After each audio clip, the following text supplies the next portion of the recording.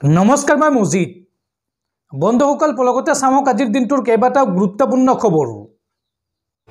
প্ৰথমটো খবৰ প্ৰকাশ পালে বিশ্বৰ আটাইতকৈ 10খন ধনী দেশৰ তালিকা। ফৰ্বছে প্ৰকাশ কৰিছে এই তালিকা, কিন্তু এই তালিকাত নাম নাই ভাৰতৰ। বিশ্বৰ ধনী দেশৰ তালিকা প্ৰকাশ কৰিছে ফৰ্বছে প্ৰকাশ কৰিছে এই তালিকা। ধনী দেশৰ তালিকাৰ শীৰ্ষত আছে লুক্সেমবাৰ্গ। তালিকাৰ দ্বিতীয় স্থানত আছে ছুইজাৰলেণ্ড। তৃতীয় স্থানত চীনৰ এটি প্ৰশাসনিক অঞ্চল মকাও। চতুৰ্থ স্থানত আয়াৰলেণ্ড। পঞ্চম স্থানত আছে কাটাৰ। আৰু এই তালিকাৰ দশম স্থানত আছে আমেৰিকা যুক্তৰাষ্ট্ৰ, কিন্তু এই তালিকাত নাম নাই ভাৰতৰ। উল্লেখযোগ্য যে জিডিপিৰ ভিত্তিত প্ৰকাশ কৰা হৈছে এই তালিকা। পৰৱৰ্তী খবৰ অসমৰ ডিটেনশ্যন কেম্প বা ট্ৰেনজিট কেম্পত বন্দী হৈ থকা 63গৰাকী বাংলাদেশী নাগৰিকক লৈ এইবাৰ বিপদত পৰিছে অসম চৰকাৰৰ লগতে ভাৰত চৰকাৰ।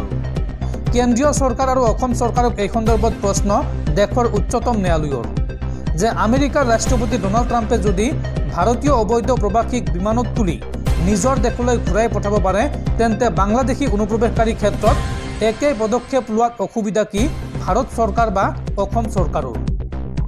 অসমৰ ট্ৰেনজিট কেম্পত আটকাধীন 63জন বাংলাদেশী নাগৰিকৰ প্ৰত্যাৰ্পণ সংক্ৰান্তত এই প্ৰশ্ন দেশৰ উচ্চতম ন্যায়ালয়ৰ। এই সন্দৰ্ভত 2 সপ্তাহৰ সময়সীমা বান্ধি দিলে দেশৰ উচ্চতম ন্যায়ালয়ে। 2 সপ্তাহৰ ভিতৰত আটকাধীন বাংলাদেশীক নিজ দেশলৈ ঘূৰাই পঠিয়াবলৈ কেন্দ্ৰ আৰু অসম চৰকাৰক প্ৰয়োজনীয় ব্যৱস্থা গ্ৰহণৰ নিৰ্দেশ দেশৰ উচ্চতম ন্যায়ালয়ৰ। অসমৰ ট্ৰেনজিট কেম্পত আটকাধীন 63জন বাংলাদেশী নাগৰিকৰ প্ৰত্যাৰ্পণ সংক্ৰান্তত ন্যায়াধীশ এ.এছ. উকা আৰু ন্যায়াধীশ উজ্জ্বল ভূঞা বেঞ্চৰ এই প্ৰশ্ন। ডনাল্ড ট্ৰাম্পে যদি বেআইনী অভিবাসীসকলৰ ক্ষেত্ৰত এনে দ্ৰুত পদক্ষেপ গ্ৰহণ কৰিব পাৰে, তেন্তে মোদী চৰকাৰৰ অসুবিধা ক'ত? এই প্ৰশ্ন উচ্চতম ন্যায়ালয়ৰ। পৰৱৰ্তী খবৰ আজি ঘোষণা কৰা হ'ব দিল্লী বিধানসভা নিৰ্বাচনৰ ফলাফল। কিছু সময় পিছতে ঘোষণা কৰা হ'ব দিল্লী বিধানসভা নিৰ্বাচনৰ ফলাফল। উল্লেখযোগ্য যে এইবাৰ দিল্লী বিধানসভা নিৰ্বাচনত 1.50 কোটি ভোটাৰে ভাগ্য নিৰ্ণয় কৰিব 6গৰাকী প্ৰাৰ্থীৰ। আৰু ফলাফল ঘোষণাৰ পূৰ্বে প্ৰকাশ কৰা হৈছিল এক্সিট পোল অনুসৰি দিল্লীত এইবাৰ বিজেপি চৰকাৰ হোৱাৰ সম্ভাৱনা। কিন্তু এতিয়া লক্ষণীয় হ'ব দিল্লীৰ মসনদ কোনে দখল কৰে। কিছু সময় পিছতে সকলো তথ্য ওলাই আহিব যে দিল্লীত এইবাৰ কাৰ চৰকাৰ, কংগ্ৰেছ, বিজেপি নে আম আদমি পাৰ্টিৰ। কিছু সময় পিছতে সকলো দৃশ্য জল পটপট হৈ পৰিব। দৰ্শকসকল আৰু বহুতো গুৰুত্বপূৰ্ণ খবৰ আছে। তাৰ আগতে আপোনাক জনাওঁ যে যদি আপুনি এতিয়ালৈকে এইটো ভিডিঅ'ত লাইক কৰা নাই, তেন্তে এতিয়াই ভিডিঅ'টোত লাইক কৰি দিয়ক। আৰু এনেকুৱা ধৰণৰ ভিডিঅ'সমূহ নিতৌ চাবলৈ চেনেলটো ছাবস্ক্ৰাইব কৰি কাষত থকা বেল আইকনটো প্ৰেছ কৰি ৰাখক। পৰৱৰ্তী খবৰ ৰাজ্যৰ লাখ লাখ ইছলাম ধৰ্মাৱলম্বী লোকলৈ ভাল খবৰ। প্ৰকাশ পালে ৰমজানৰ চেহেৰি আৰু ইফতাৰৰ সময়। অহা 2 মাৰ্চত ৰমজানৰ প্ৰথমটো ৰোজা আৰু 31 মাৰ্চত দেশবাসীয়ে উলহ মালহেৰে উদযাপন কৰিব পবিত্ৰ ঈদ। ৰাজ্যৰ লাখ লাখ ইছলাম ধৰ্মাৱলম্বী লোকলৈ ভাল খবৰ। প্ৰকাশ পালে ৰমজানৰ চেহেৰি আৰু ইফতাৰৰ সময়। অহা 31 মাৰ্চত দেশবাসীয়ে পালন কৰিব পবিত্ৰ ঈদ আৰু 2 মাৰ্চত প্ৰথমটো ৰোজা ৰাখিব ইছলাম ধৰ্মাৱলম্বী লোকসকলে। প্ৰথমটো চেহেৰিৰ সময় পুৱতি নিশা 4:30 আৰু একেদিনাই সন্ধিয়া 5:25 হ'ব ইফতাৰ। ৰোজাৰ অন্তিম দিনা চেহেৰিৰ সময় হ'ব পুৱতি নিশা 3:59 আৰু অন্তিম ইফতাৰৰ সময় 5:40। ৰোজাক লৈ গুৱাহাটীৰ বাবে প্ৰকাশ পাইছে এই সময়। আৰু এই সূচীৰ 1 মিনিটৰ পিছত পালন হ'ব নলবাৰী আৰু 2 মিনিটৰ পিছত বৰপেটাবাসীয়ে মানিব লাগিব এই নিয়ম। পৰৱৰ্তী খবৰ দেশবাসীলৈ ভাল খবৰ।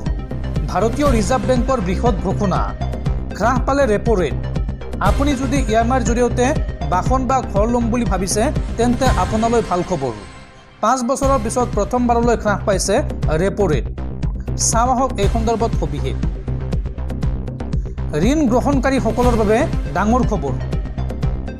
EMIৰ জৰিয়তে যদি আপুনি বাহন বা ঘৰ ল'ম বুলি ভাবিছে, তেন্তে আপোনালৈ ভাল খবৰ। আপোনালৈ ভাল খবৰ লৈ আহিছে RBIয়ে হ্ৰাস কৰিছে ৰেপো ৰেট। ঋণ গ্ৰহণকাৰীসকলক ডাঙৰ সকাহ RBIৰ 6.50% পৰা 6.25%লৈ হ্ৰাস পালে ৰেপো ৰেট। RBIৰ মুদ্ৰানীতি সমিতিৰ বৈঠকত এই সিদ্ধান্ত গ্ৰহণ কৰা হৈছে। এই সিদ্ধান্ত সদৰি কৰিলে ৰিজাৰ্ভ বেংক অফ ইণ্ডিয়াৰ গভৰ্ণৰ সঞ্জয় মালহোত্ৰাই। গৃহ ঋণ, বাহনৰ ঋণ, শিক্ষা ঋণ, কৰ্পৰেট ঋণত সকাহ পাব গ্ৰাহকসকলে RBIৰ এই সিদ্ধান্তৰ ফলত।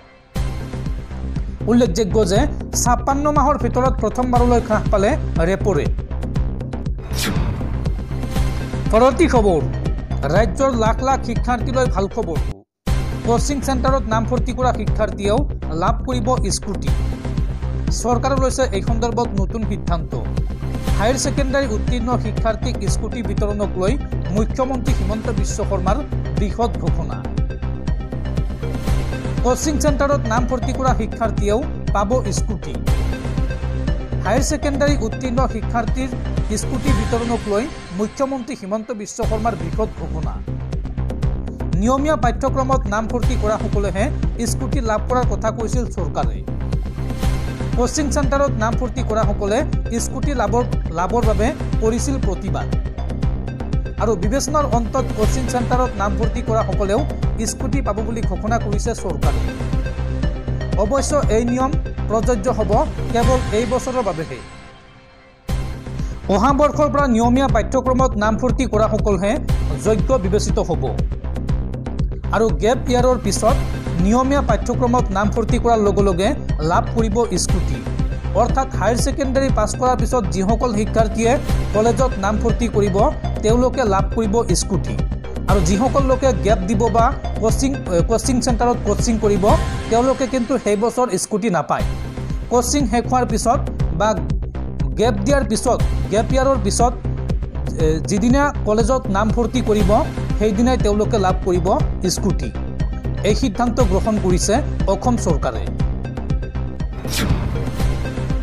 পৰৱৰ্তী খবৰ, সত্য প্ৰমাণিত হ'ল সাংসদ গৌৰৱ গগৈৰ কথা। এবছৰ পূৰ্বে গৌৰৱ গগৈয়ে সংসদত দাখিল কৰিছিল যে বৈধ নথিপত্ৰ অবিহনে ভাৰতীয় লোক বিদেশলৈ গৈছে। এবছৰ পূৰ্বে সাংসদগৰাকীয়ে সংসদত উল্লেখ কৰিছিল এই তথ্য। আৰু এতিয়া আমেৰিকাৰ ৰাষ্ট্ৰপতি ডনাল্ড ট্ৰাম্পে ভাৰতীয় নাগৰিকসকলক হাত ভৰি বান্ধি আমেৰিকাৰ পৰা ওলাই দিয়াৰ পিছতে সঁচা প্ৰমাণিত হৈছে সাংসদ গৌৰৱ গগৈৰ সেই কথা। সঁচা প্ৰমাণিত হ'ল সাংসদ গৌৰৱ গগৈৰ ভাষ্য। বৈধ নথিপত্ৰ অবিহনে ভাৰতীয় লোক বিদেশলৈ যোৱাৰ কথা সদনত উল্লেখ কৰিছিল সাংসদগৰাকীয়ে। এবছৰ পূৰ্বে গৌৰৱ গগৈয়ে সংসদত দাখিল কৰিছিল ভাৰতীয় নাগৰিকৰ প্ৰব্ৰজনৰ তথ্য। সংস্থাপনৰ অভাৱ, সামাজিক নিৰাপত্তা আৰু দেশত সন্মুখীন হোৱা সমস্যাৰ বাবে দেশ এৰি গৈছিল বহু লোক। এই তথ্য সংসদত উত্থাপন কৰিছিল বা সংসদত দাখিল কৰিছিল গৌৰৱ গগৈয়ে। আৰু এইসমূহ অসুবিধাৰ বাবে দেশ এৰিবলৈ বাধ্য হৈছে বহু ভাৰতীয়। বহু ব্যক্তিয়ে ভৱিষ্যত সুৰক্ষিত কৰাৰ বাবে বিপদজনক পদক্ষেপ ল'বলৈ বাধ্য হৈছে। চাকৰি সৃষ্টিৰ জৰিয়তে হওক, সামাজিক সুৰক্ষাৰ জৰিয়তে হওক বা ফলপ্ৰসূ নীতিৰ জৰিয়তেই হওক, এই সংকটৰ মূল কাৰণসমূহ মোকাবিলা কৰাত চৰকাৰে ব্যৰ্থ হোৱা বুলি মন্তব্য কৰিছিল। আমেৰিকাত থকা অবৈধ ভাৰতীয়ক ঘূৰাই পঠোৱাৰ পিছতে এতিয়া চৰ্চাত গৌৰৱ গগৈৰ সেই এবছৰ পূৰ্বৰ ভিডিঅ'। পৰৱৰ্তী খবৰ, চাকৰি ঘূৰাই পাব APSCৰ 21গৰাকী নিলম্বিত বিষয়াই। গুৱাহাটী উচ্চ ন্যায়ালয়ে নিলম্বন আৰু বিভাগীয় তদন্তত দিছে স্থগিতাদেশ।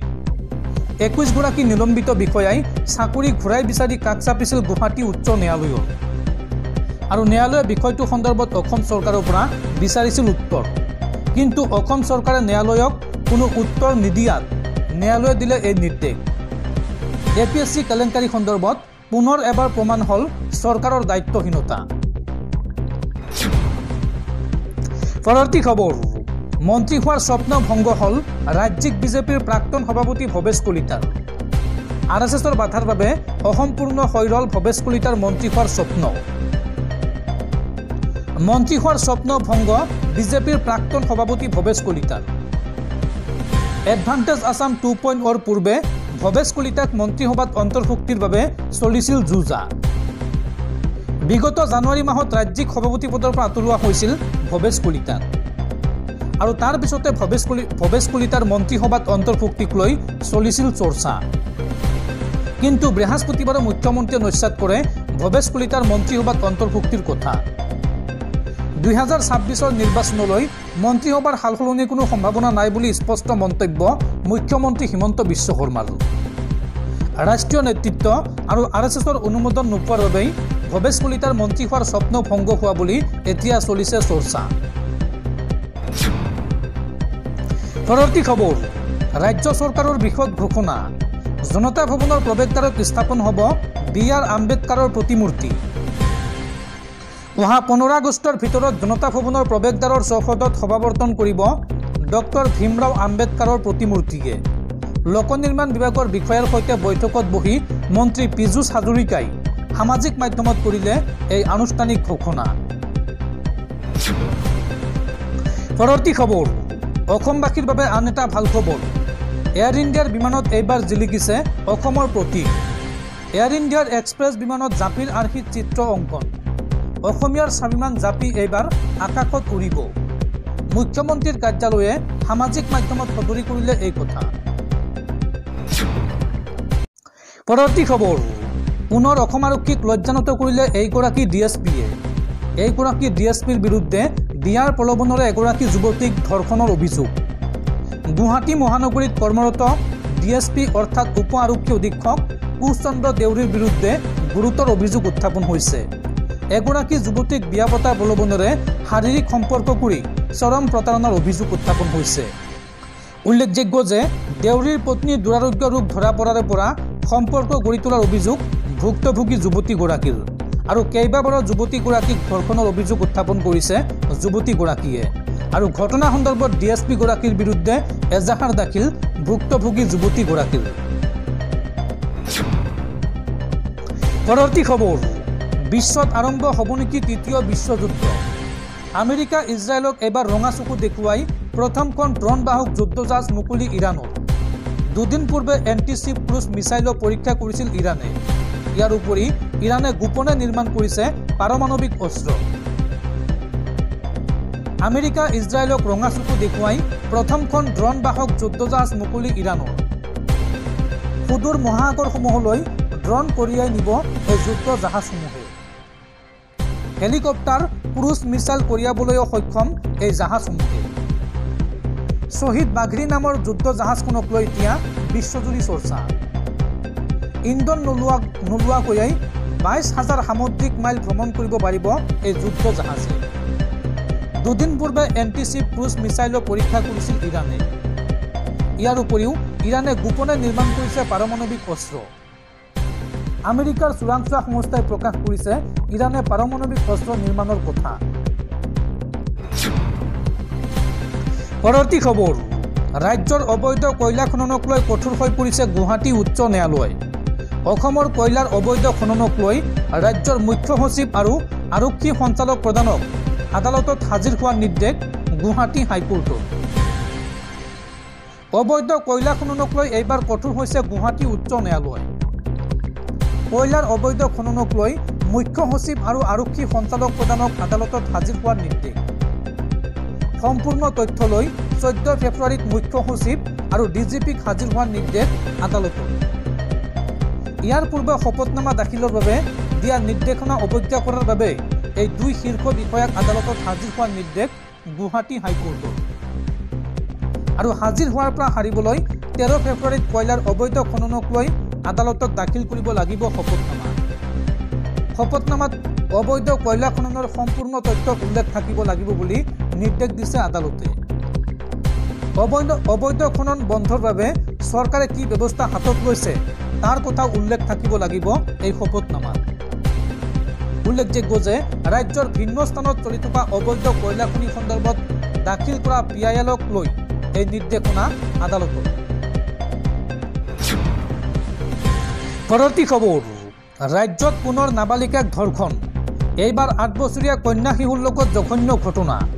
অজয়গড় আৰু 19 বছৰীয়া লালবাবু ৰাম নামৰ এই দুই লম্পটে সংঘটিত কৰিলে এই ভয়ংকৰ কাণ্ড আৰু এই ঘটনাৰ বিৱৰণ শুনিলে শিহৰিত হৈ উঠিব আপুনি।